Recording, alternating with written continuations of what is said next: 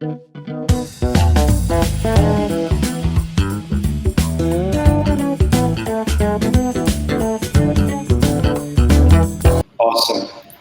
We're set. So thank you so much for joining us on this session. I'm Alan. I am part of the product folks. I take care of the Chennai chapter. And we have with us Juhi, product manager from Amazon. Thank you so much, Juhi, for your time. Thank you for obliging. We also have Abhishek with us. He's a product manager at Project who will be moderating this session today. Thank you so much, Abhishek, for your time. Thank you for obliging at a short notice. So, a bit about the product folks. The product folks is a volunteer-driven community of PMs and enthusiasts, uh, basically who are passionate about the latest trends and the learnings in this field. We're just getting started. It's been a year, and it's been a crazy ride. And cheers to many more. Over to you, Abhishek. Stage is yours. You can go ahead. Thank you so much. Thank you, Alan, for the introduction. Thank you, everyone who has joined us on a Sunday evening for this session. I hope this will be a useful session for everyone. And we have with us Juhi today, who is product manager with Amazon Bangalore right now. And prior to Amazon, she was with Ola as a product manager. And she will be telling us about her journey and how she ventured into product management uh, from her previous role. Welcome, Juhi. Happy to have you here and happy to learn a bit more about product management discipline from you from a newbie perspective. And let's get started. So, why don't you give a quick introduction of yourself and glimpse into your career so far? Sure. Um, Thanks, Abhishek, for the introduction. Hi, everyone. Thanks for taking out the time to attend this. Like he said, I have around 4 years of work experience working on large scale digital consumer products, so to say. I'm currently working as a product manager at Amazon, and prior to that, I was in Ola for 2.5 years. I've been lucky to work across companies of varying sizes, right from 100 people strong Graminer to say 7K strong Ola, and now something as big as Amazon, which is approximately 75,000 people in India itself. And also across consulting and product management. I was initially an analyst, and I gained my analytical skills while working on consulting for analytics. And then I made a very conscious decision to move into product management, and I got that opportunity to do so in Ola. And yeah, essentially that's been my journey so far. Uh, Over to you, Abhishek. Great. Okay. So just wanted to deep dive a little more into how you decided that from being an analyst, which is also a pretty interesting job in itself, what made you to make a call that you want to do product management? Okay. So that's very interesting. This sort of starts during my college itself. I did my undergraduate from RV College of Engineering, and I got introduced to design thinking when I was already in college. Like, because as a Google student ambassador, I would get to sort of go for workshops, and I really loved the entire process of design thinking and how it helps in ideation. Uh, and so I started, exploring UX parallelly. Like my cousin sister has a UX agency based out of South Africa, and I took her help. I started exploring UX in parallel, and I also got the opportunity to do some work in analytics in my field of specialization, which was electrical, in my third year. So I chose to do my full time intern, like my final year internship in Mu Sigma for 6 months, and that's when I gained analytics, like how analytics works understood how analytics works in a corporate setup. Uh, so after sort of like having these experiences, I realized that I had a couple of offers from college itself, job offers, and I realized I don't want to go into software engineering, and I want to do something more impactful at work. I wanted to do some more meaningful work, and that's when I sort of chose to intern after I finished my graduation. And before I started my first job, I chose to intern in this small 40 people startup based out of Delhi, formerly called Social Corps, now Atlan. And it's a brilliant company. And they used the mission of the company was essentially to use analytics to solve uh, the most critical problems in the world. So in my internship, during my 2 month internship, I got to work on two projects. One was literally analyzing the effectiveness of the Right to Education Act of 2009 for the government of India. And so it was very complex. I'm working on 20 GB worth of education sector data and open data, very dirty, uh, like very tough because I'm just right out of college. But and that was like a great learning experience and a step to building my proficiency in analytics. And the second project I worked on was data from their own product. So it's essentially a company which would also consult government and philanthropic organizations as well as build products to simplify data analysis in general and also collect data in remote locations where there's no Wi-Fi and Sure. sorry. So when I worked on data from their product, I sort of found bugs in the product through my analysis, and that led me to contributing to the roadmap. And it was a complete mindset change. Initially, before, like prior to the internship, I was all about wanting to solve big problems, and make a difference. And in that internship, I sort of realized that building a product which is then used by millions is a far more satisfying, and it's like a building a it like they say it is your own company and you are the CEO of the product. So that's when Yeah. the whole mindset shift happened for me, and I realized, okay, I like analytics, I like UX. At the intersection of this, I find product management, but no one will hire me as a PM right out of college because I haven't sort of showed those skills necessary. So but this experience was when I sort of decided that, okay, this is something that I can see myself pursuing long term. Okay, that's a pretty interesting story that you, based on data, you got to know few bugs which went into the roadmap of the product as features, and yeah, that's kind of something what product managers do. So, just wanted to know more about when you decided to make the jump. Yeah. So how did you go about transition from the analyst role to a PM role? Like, was there any specific strategy that you applied? Was there any time period for which you gave to yourself that you have to prepare for this much, these many months, and then you start applying for roles? Or how was that transition? Sure. Um, so I decided I want to build my expertise in at least one area, and I enjoyed analytics. And I essentially a very curious person, so it came to me naturally.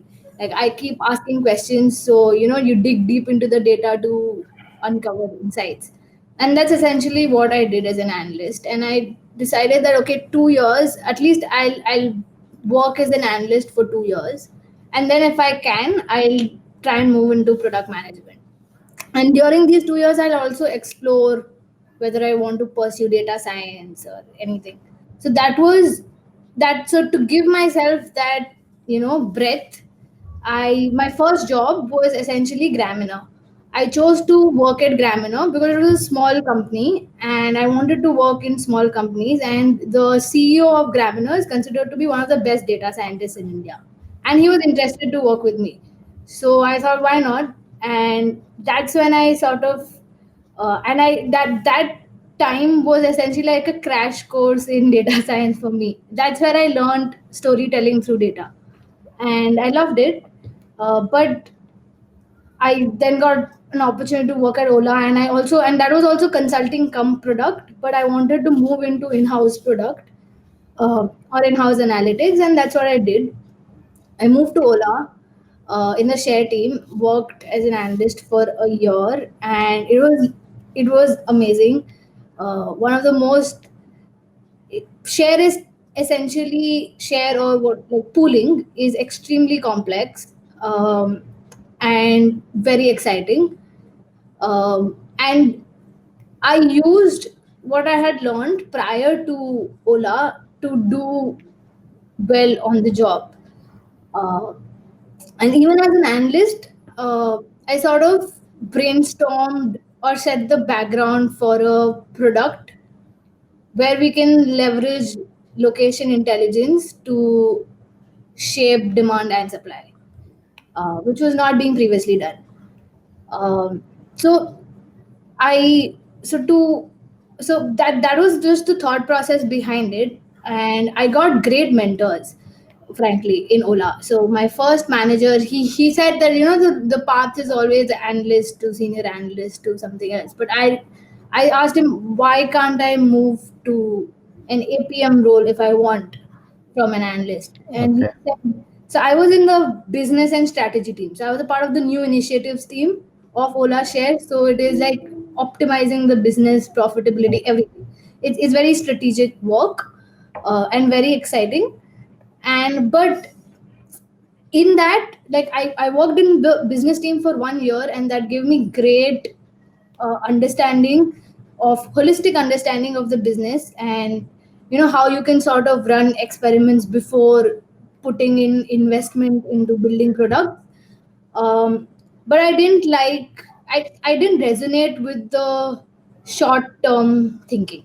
Like, if the goals change, your experiments change. Although you are unconsciously building on the experiment, you are incorporating insights from what you've learned, like what you learned from the first experiment into your second, and then you're building a long term roadmap. But it's not as intentional as product management is.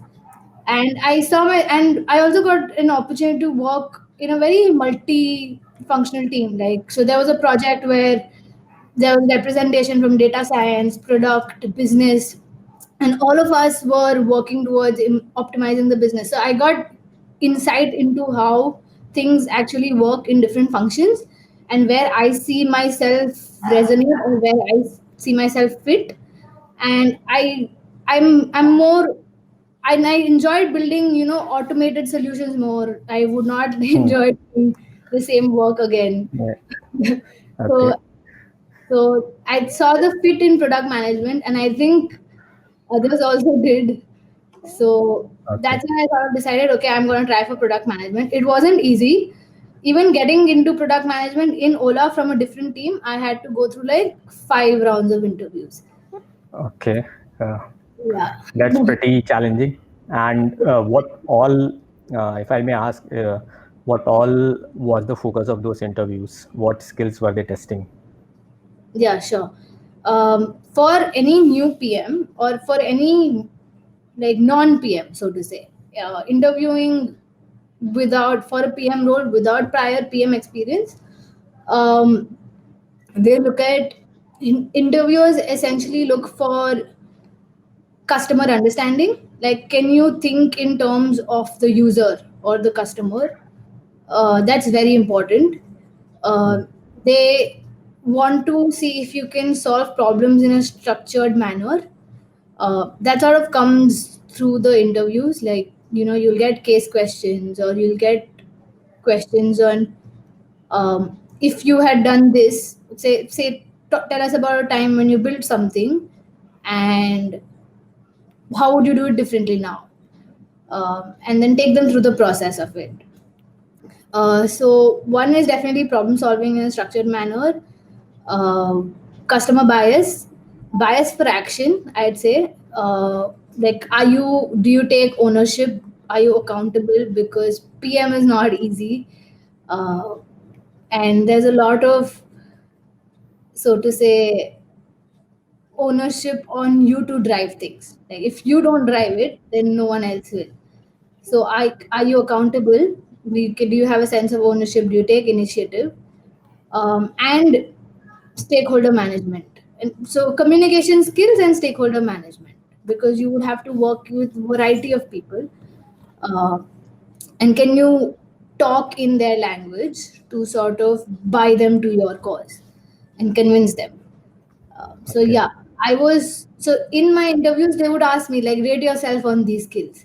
Okay. And okay, so the most importantly, what I forgot is analytical skills. That's the fifth. Okay. But that you must have aced.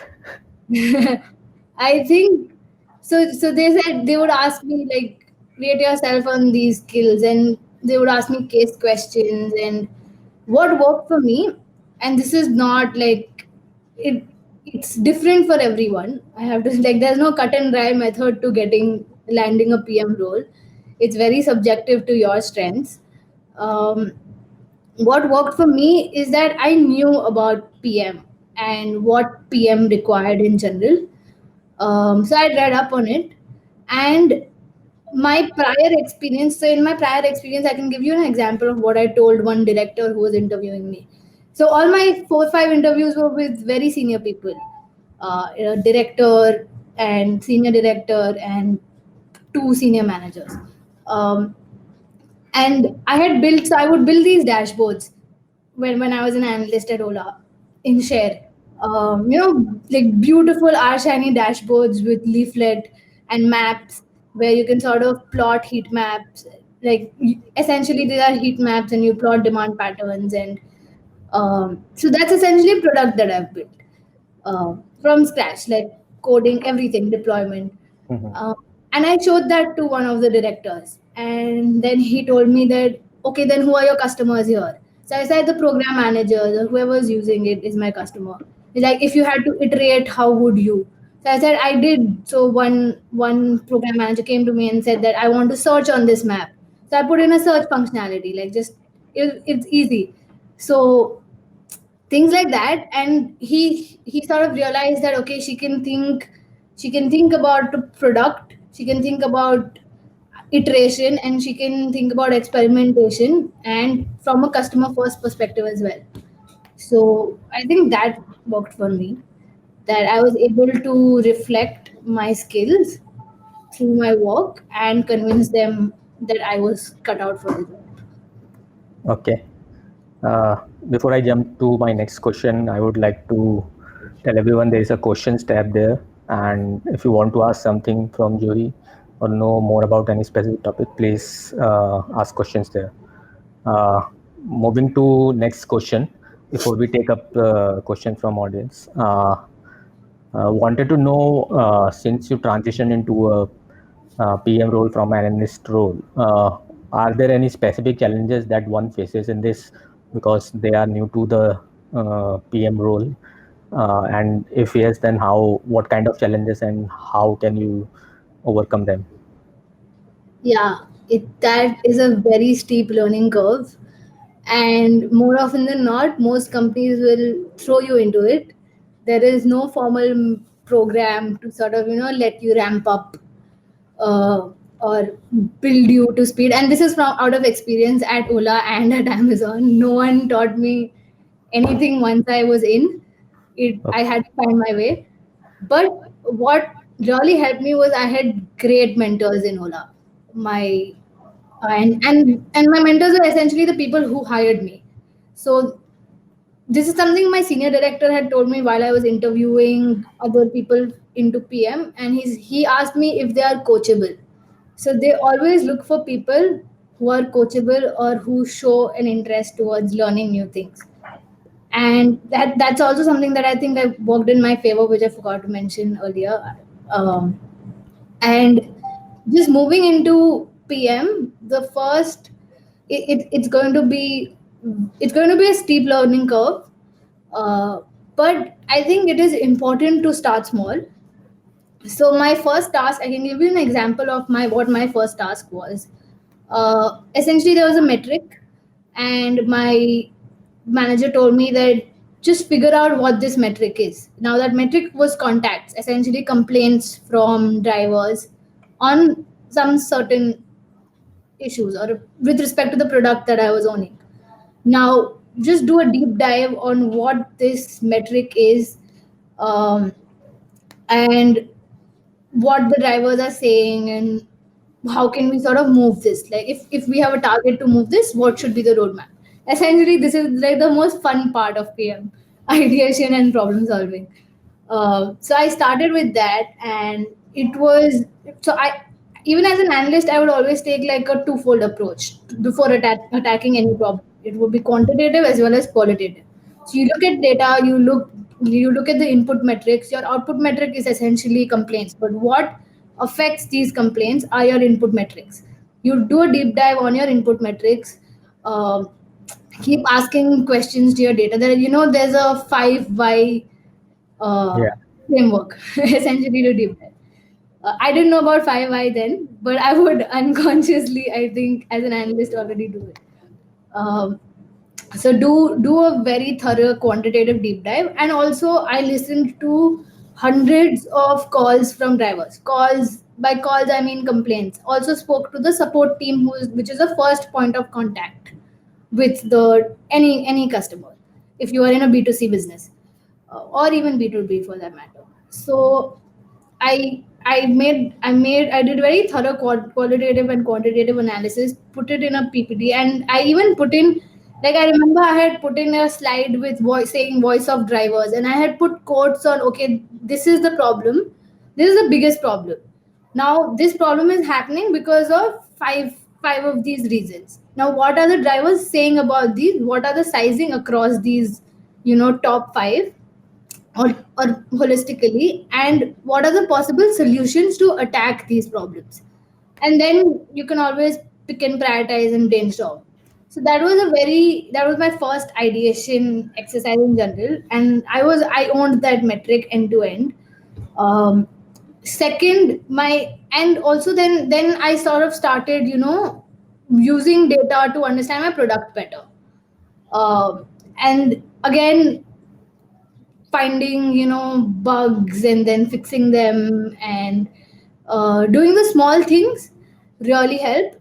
And then you start interacting with engineering teams in that process. So engineering, once I got familiar with the engineering teams, they really helped me understand the entire systems. Like, I would credit half of my success as a PM to the engineering team, uh, because that really sort of helps you think scalably in systems. Um, and yeah, so I think it will not be all good, but it's important to do the grunt work before you can fully take up, a charter and define a roadmap and everything. Like, it's important to go through that, because that will make you a very good PM in the long run. Okay, sure. So basically, you need to find good mentors in your company and start small and then go big. Yeah, definitely.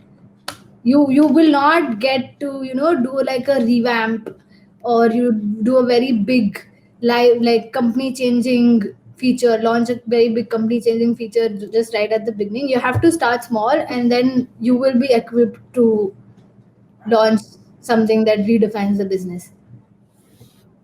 That's sort of Oh, what yeah, helped me. nice Yeah. strategy. Yeah. Okay. So I think we can start looking at the questions. There are a lot of questions which have been posted. Yeah. So the first one is, how does PM at Amazon is different from PM at other companies? So if you can share some insights on that. Yeah. I think Polly is asking that. Hi, Polly. Um, Yes, PM at Amazon is very different from PM at Ola. I can speak for Ola and Amazon in detail. I can't speak for other companies in detail. So I can just sort of draw parallels between that. Um, PM at Ola is pure play PM. Like, it's essentially what Google PM is, or what Flipkart PM is. You have uh, So you have a problem statement, and then you do research, and then you identify the problem, you do solution identification, um, prioritize, you interact with teams to sort of align them to your goals, execute it, and even do some system design to some extent, that you can design your feature, or feature design, so to say, that okay, I know my what I want to do. The output is lands with the UI team, but it will run from backend, which is essentially the downstream system. And do you want it flag enabled, not flag enabled? Like you can, like by flag I mean, um, The feature rollout flag.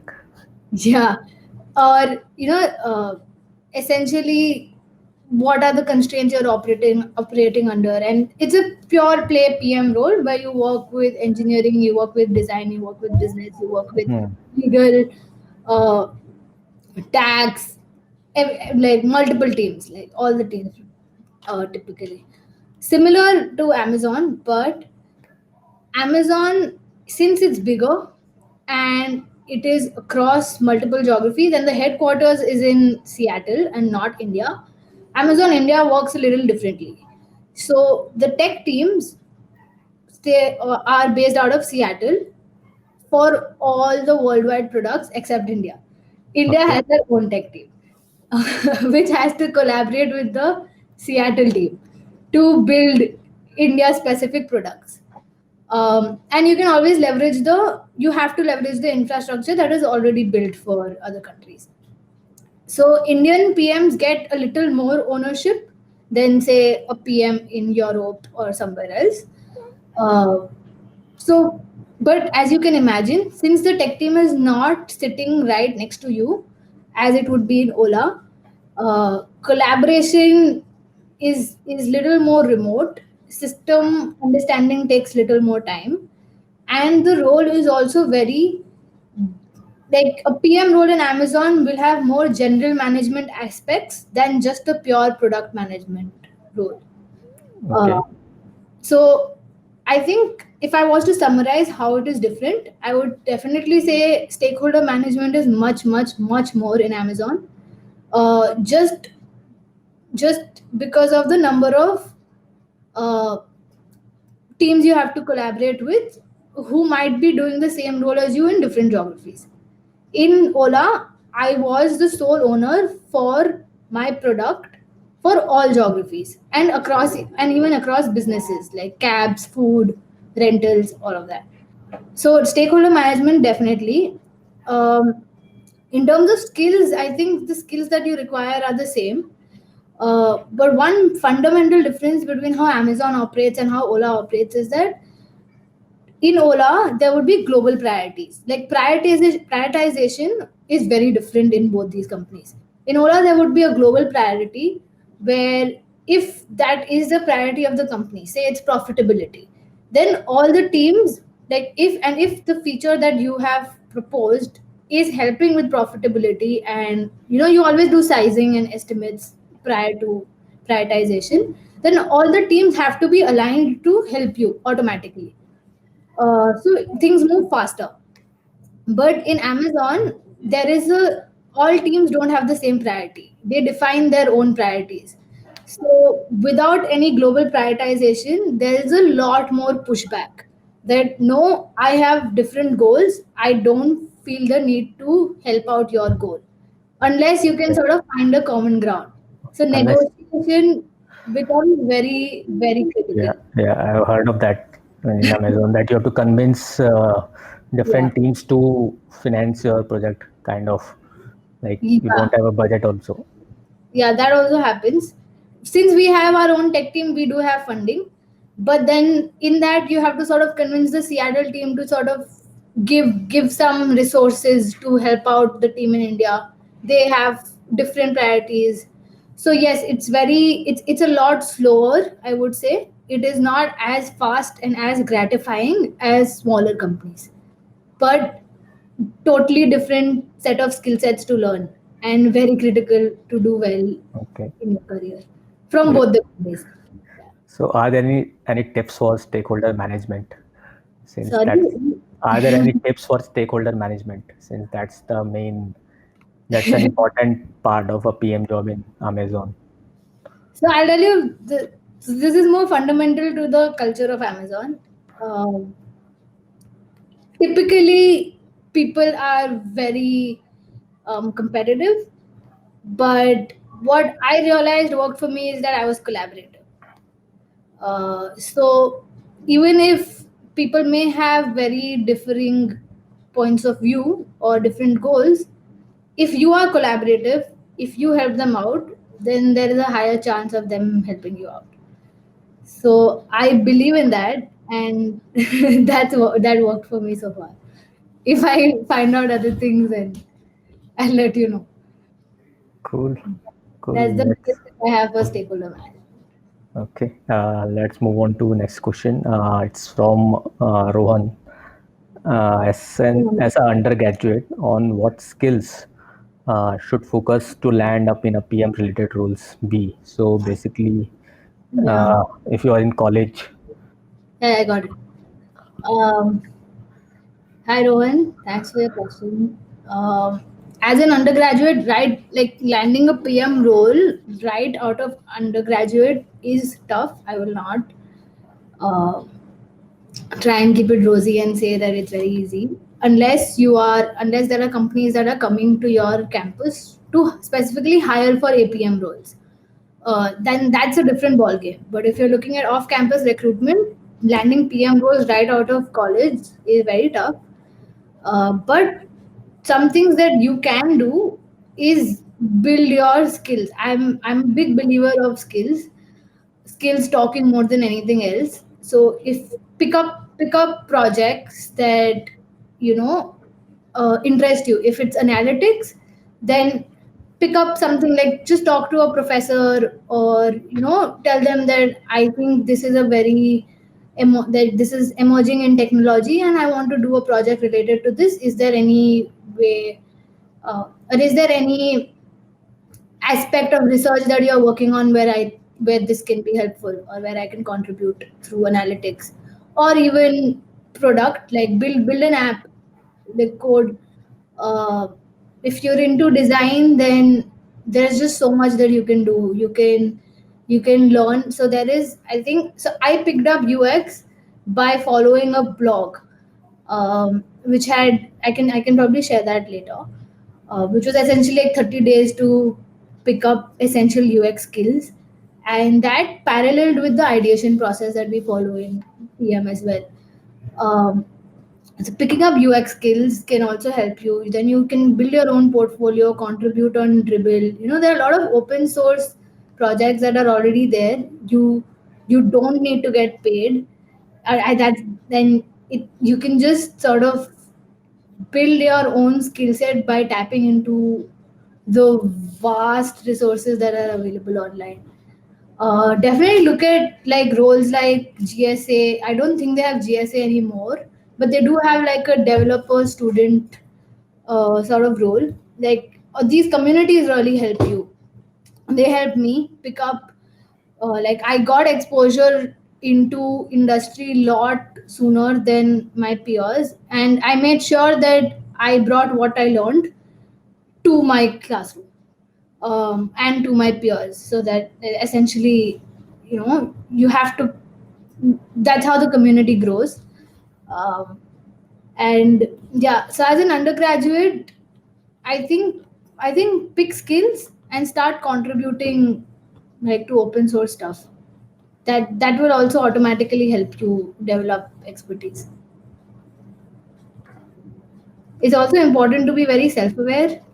So if you know, okay, you picked something in analytics, you picked R, it's very easy to learn online, and you don't like it, fine, that's totally fine. You move on to something that you do like. But I'd say you can really use your 4 years by just picking one skill every year and give it a couple of hours, like every day, and start contributing to open source. Because once you do a project, you sort of realize that, okay, this is how it is in reality. It's very different from theory,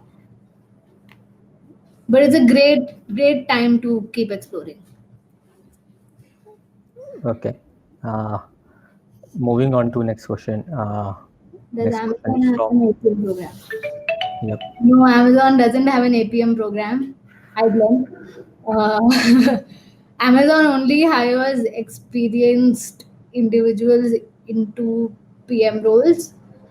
Um, but in India, they do hire at at PM1 for students with for individuals with some 1 to 2 years of experience maybe. Um, but it doesn't have an official APM program. No, you are expected to come in and deliver. Okay. On the way. So maybe you join a startup and then aim for Amazon. Yeah, if Amazon is your end goal, yeah. Or whatever part of your goal. Yeah. Next question is from Riya. How do you consume data and how do you use it to define your roadmap? Hi Ria, thanks for the question. Very deep. How do I consume data? I actually want to understand this question better in terms of how do I consume data. Essentially, like I said, whenever you get a problem, you have a metric to move because you're a PM. You look at all the metrics or you look at all the input factors that are affecting your output metric.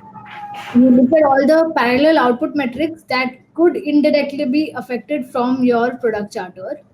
Um, and to talk about how I like consume data, you keep sort of asking questions to your data, right? And this is very subjective from company to company. Um, like if as an analyst in Ola, you work on Hadoop, you work on Hive, you build dashboards. You can work on any tool you want. Um, but as a PM, you also get insight into what is the source of these data structures. Like where is this data that you are consuming coming from? It's essentially coming from the app or the systems, right? So that really helps you with. So I know, and this is coming out of experience, like there have been so many instances uh, where an entire problem that a team works on for months falls flat because the initial data that they pulled, which was the base for all the analysis they build on top, had incorrect filters. So that sort of makes all the hard work futile. So it is very important to know where the data consumption is coming from and what are the filters that engineers sort of use or define to help you classify.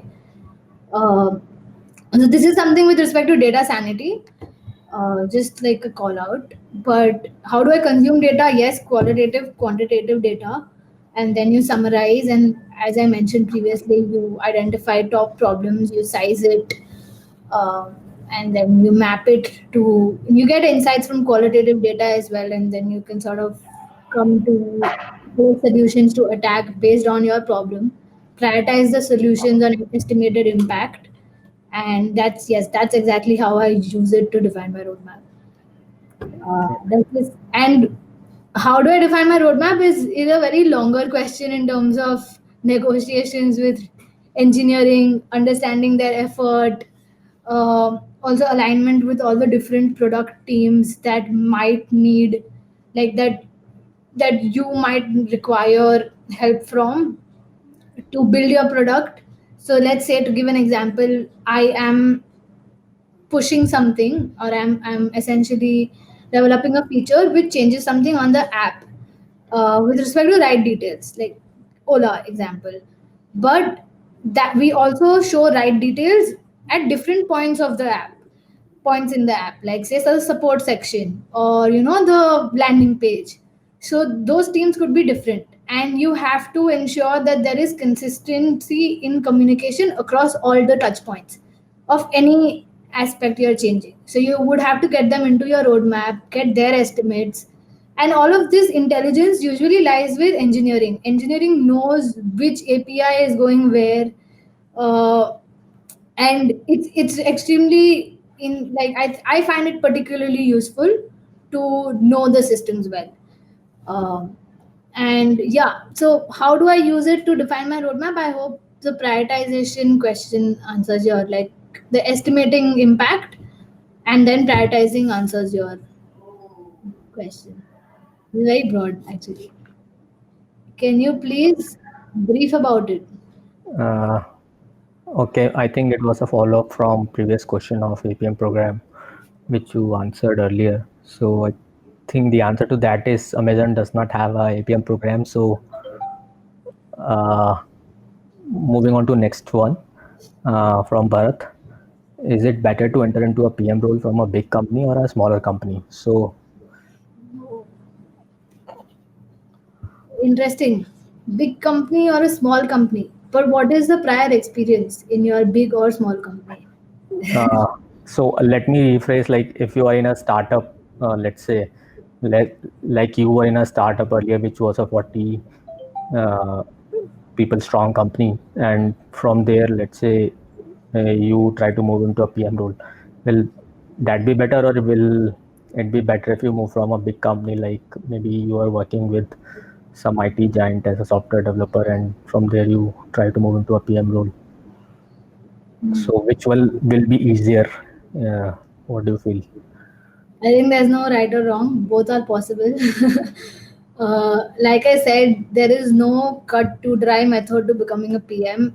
Very subjective to each individual and what you can offer to the table, what you contribute. I know for a fact, like, people have told me that they, if they like your energy or your passion or your drive, they are more likely to hire you.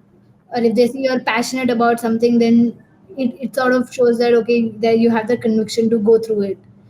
um, if you were a software engineer wanting to go into PM, I think it would be easier in a smaller company. Like, if you're a software engineer in a small company, then you're already sort of like driving some PM stuff on your own. You're building features, giving that thought process. Like, the one challenge with software engineers moving to PM is that they need to, or something that they can work on to convince people, is that they can think big. Like, they can think outside the execution and technical details and think about the larger roadmap in general. I think that is something that software developers can sort of express in the interviews to build a case for PM. Um, from a 40 people startup, as an analyst, I can aim at smaller companies for a PM role.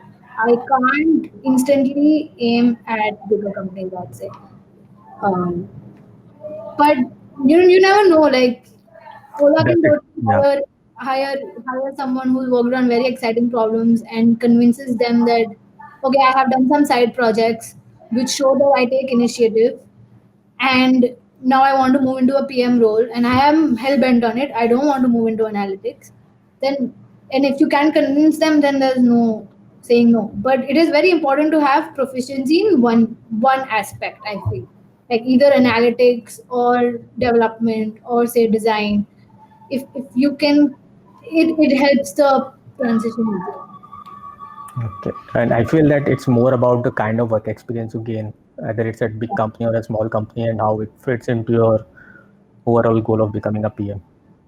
Yeah, yeah, definitely. As an IT company, as an IT developer in a big company wanting to move into PM, I'm I think it wouldn't it be, I don't know, frankly. I I wouldn't be the right person to comment on that. Okay. I'd love to hear from you, Abhishek. What do you think about that? Uh, means I moved into PM role after my MBA, so didn't directly move from developer position, but I was in Microsoft as a developer, and I have seen a lot of my colleagues who have moved into a PM role from a developer. So it frankly, it all depends on what you want to do, and if you have the right competency and right skill set for it. As you mentioned, your transition in Ola, in same in Microsoft, you will have to go through the interview rounds Well, yeah. for when you apply for a PM position from a developer position, and if you have those competencies and those skill sets, you will transition very easily. So it also depends on the company culture, actually, how easy or difficult it is. Yeah, definitely. And what they look for in PMs, and yeah, what you can also offer. Yeah, definitely. Uh, Moving on to the next one from Ritvik. How does one transition to a PM role with no technical or engineering background or experience? Interesting. Is learning SQL, Python, R a step in the right direction to make up for the lack of experience? What is your take on this? Like a PM role with no technical experience, um, I think that's fine. If you have, say, a design background, or it also really depends on the company you're targeting. So I know of a lawyer who wants to become a PM and who's interning as a PM in a law firm, like in a startup which has something to do with law, like or documentation for law. So that's a place where his prior experience can be useful. So I think anywhere where you can connect your prior experience to the output of the company should be fine, right? Yep, yep. And I think having that kind of diversity in PMs kind of helps. That Yeah, if definitely. you just don't have people who are engineers as PM, but people from maybe arts background or design background. So I feel that it kind of helps in overall companies. Yeah, so I can tell you. So PM is a very like PM has both, right brain as well as left brain. You will utilize both. That's the best part about it. And there can be psychologists who want to get into user research. They become they move into ethnographic design and then move into PM. So it works always. But the challenge comes in the stakeholder management bit, which like people do an MBA to convince recruiters that okay, I can work with people, I can manage stakeholders, I can prioritize. These are the essential skills. Yeah. I think. So Do you that's agree so with yeah. that? So coming to my favorite question, I don't know if anyone has asked it. Is a MBA necessary to move into a PM role? If Are we you have said asking? that, yeah, we have said that engineering is not necessary. Is a MBA necessary? What do you feel?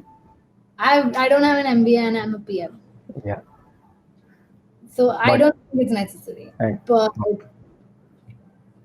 yeah, it's different. It really depends person to person and what you make of the opportunities you get. yeah, definitely. Yeah. Moving on to next question from Priyam.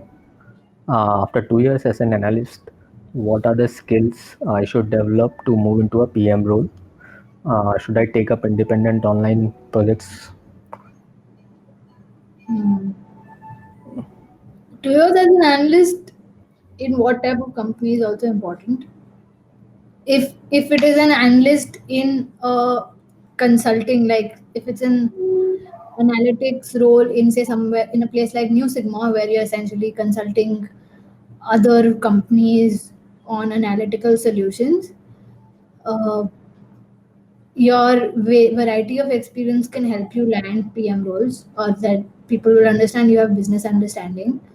If you have deployed any tool in a client net, like in a client uh, office or whatever, that will also help you. Like that's essentially a product. But the challenge is that you don't know what happens after. So you don't know, like people will, you need to convince people that okay, you know how to iterate, you know how to get customer feedback and then rebuild it. So I think where you are working as an analyst has really depends on what to do as a PM, like how you can approach a PM role. If you are working in a product company as an analyst, then it's a lot easier because you already have exposure to PMs. So befriend PMs, understand what it requires, ask them that, okay, how do you think I should approach it, and that should be the. I think that's something that I would do if I was in your position. But you can take up independent online projects, but also depends on what kind of online projects. They're Okay. very subjective. Sorry if I'm not very helpful. Uh, Moving on to next Glenn. one. Yeah, I think this we also wanted to cover resources for the preparation for the beginners to prepare for Amazon PM or any other company's PM for that matter. So what Yes, are the Amazon recruiting is very different from most companies. Like I said, what interviewers look for is stakeholder management, bias for customer, bias for action, problem solving, and analytical skills. Uh, some and before that, it is also very important to know what a PM role is in general. I'll tell you, I read Product Management for Dummies. It's a book, and it helped me distinguish between product manager roles, program manager roles, how do they contribute to the business in general.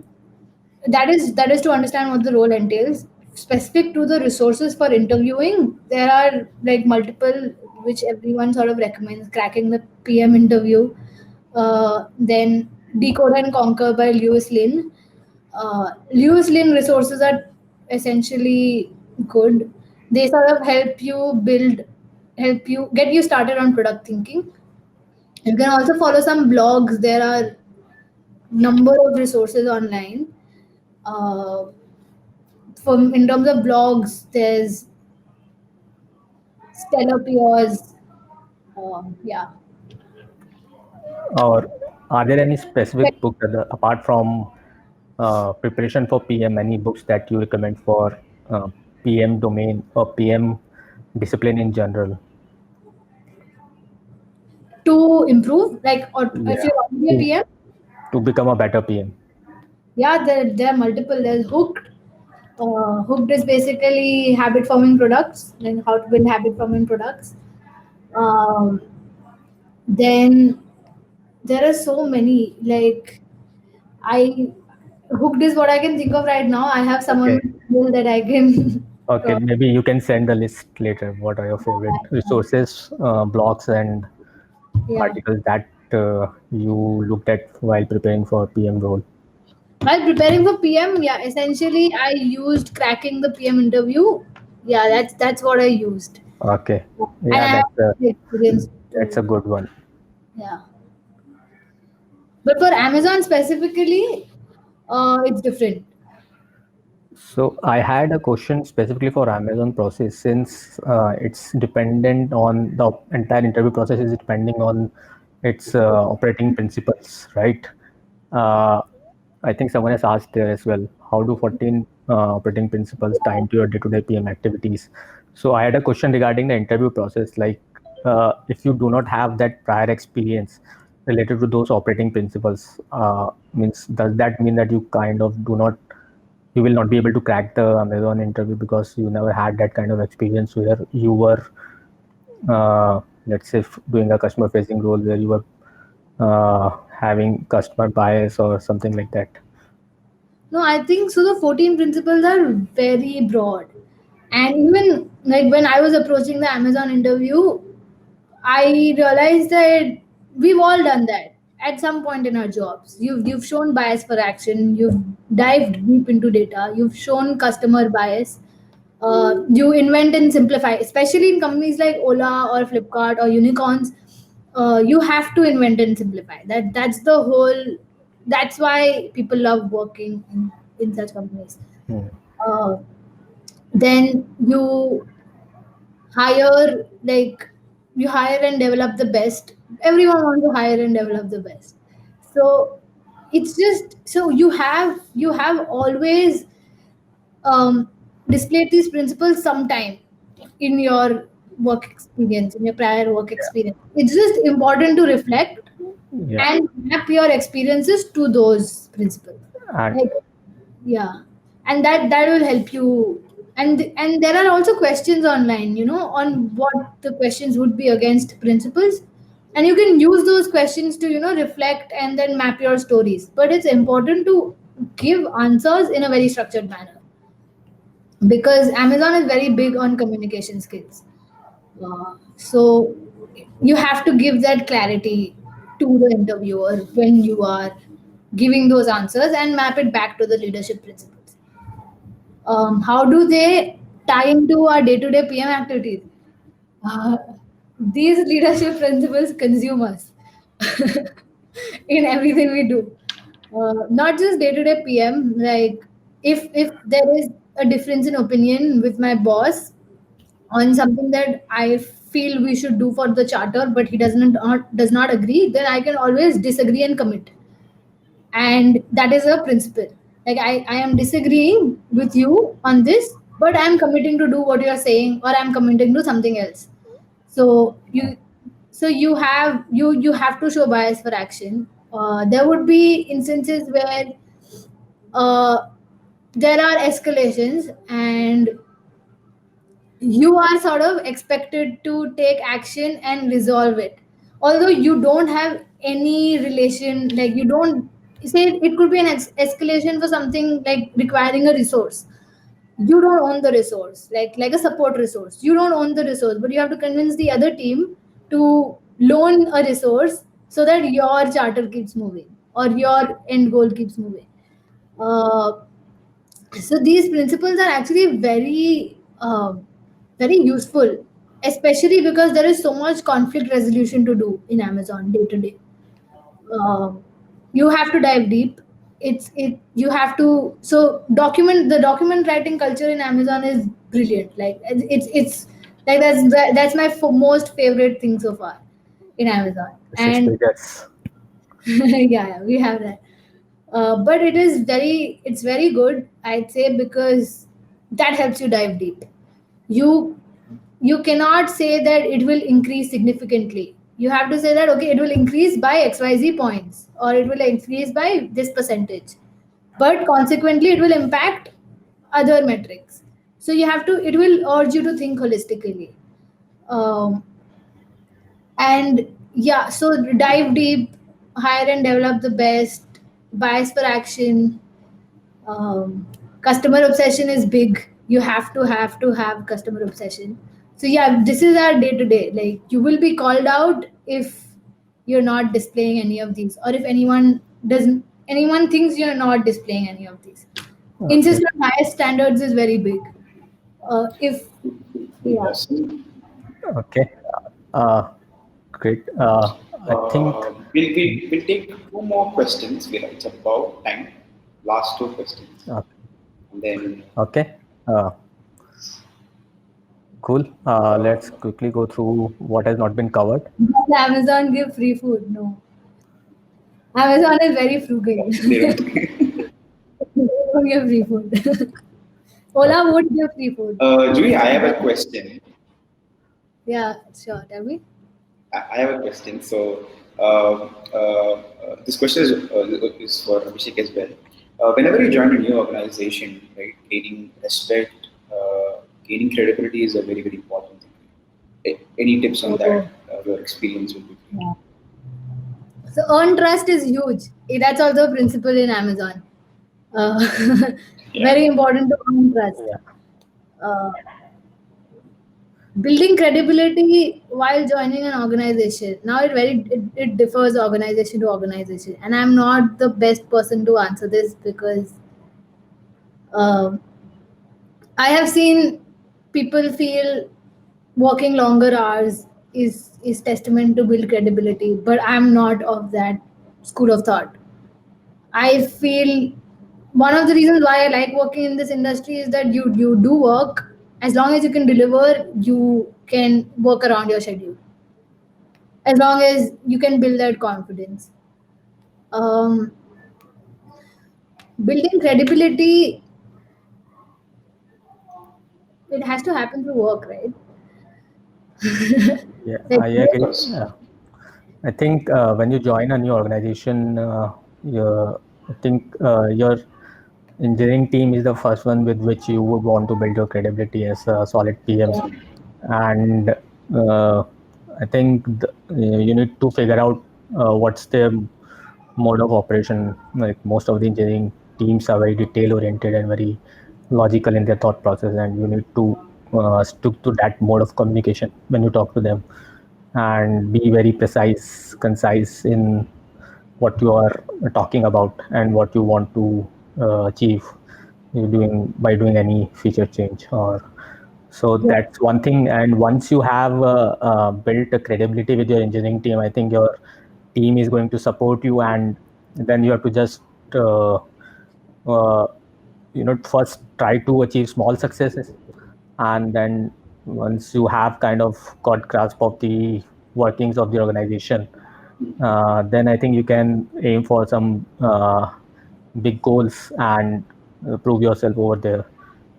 That's how I approach it. Awesome. Yeah, yeah, fair. I agree. Especially for PM, building credibility with engineering and other business teams is very important. Engineering for sure. I know it worked in my favor. So I'd Yeah. vouch for that. Awesome. So Shruti asks, can you define input metrics and output metrics and few examples of this would both of Interesting. you. Uh, I think Shruti has been answering a lot of questions. It's time for Abhishek to answer a few. yeah. I think the way I see it is called to define input metrics. So output metrics will be something which you are trying to move, right? For example, Sure. if you are in uh, Ola, let's say, and you're looking at number of bookings, successful bookings every day as a metrics, right? So there, it may be like 90%, 95%. Some got cancelled, some drivers cancelled, some customers cancelled, even though the booking got completed. Let's say that's a metric. So that is the output metric, and now that will be one of your KRs that you're trying to move. What will be the input metric to? So I think the better term would be to call what will be the levers to move that output metric. So what all can be the levers in that are in your control, and what are the problems right now in those areas, and by solving what problems, how much the lever can be moved and how much impact will have on the output metric. So, uh, so I think Ola's example of, Example. yeah. So, say you are looking at improving complaints from drivers or customers towards payment, like they have payment related complaints. Then you can look your input metrics could be, the say they are saying that there is a delay in payments. Then what is the sort of SLA between the payment being like like between the the partner company. So essentially, how payments works is that there is an internal tool which will then partner with a bank or like a third party client like say Razorpay or something, which will then pay out to drivers or customers or whatever it is. So what is the SLA? And then you can build metrics on that, like what percentage of my drivers were paid out within this average time. That could be an input metric. So looking at the input metric, you know that okay, this is where my this is what is affecting my output, and this is where I can sort of deep dive. It becomes easier when you define what, like Abhishek said, your existing levers into metrics to figure out why your output metric has sort of changed or why it's not Got it. functioning the way you expected. So that's just one example of an input metric. There would be multiple others that affect your output metric. It could be something like IMPS transfer not enabled. So the bank account does not accommodate for it. So you will have to really look into the deep details. PM is not all rosy. It's tough, and it will require you to do all types of work, good and bad. Awesome. I think that's about time. Thank you so much for joining, Shruti. Thank you so much, Abhishek. Am I audible? Am I audible? Yes. Yes. Thank you so much for your time. It's been a pleasure hosting y'all. Just a small plug-in here. So there's another event happening on YouTube with the PM of Microsoft Teams. Suhas is hosting that, and we are discussing about how Microsoft Teams grew from 0 to 95 million. And we're going to talk more about how distribution is the king. Right? So if you want to check out that video, I'm just posting the link in the chat section. You can obviously check it out. And Juhi and Abhishek, one last thing. If people need to reach you, which is the best way to do, and if you can share it in the chat section, it will be great. Yeah, you can connect with me on LinkedIn and just Well, I'll just type out my email ID in the chat section, and Sure. you can find me on LinkedIn as well. I'm available on chat and LinkedIn for whatever help you guys need. Yes. If you can, no, sure. So we have the emails of the people who attended. We just mail them out. Shouldn't be a problem. Awesome. Thank you so much. Thank you for your time. Hope the audience had a great session. Thank you guys. Until next time. Cheers. Thank you everyone for I attending. hope you could answer all questions. Definitely. Thank you. Awesome. Bye. Thank you.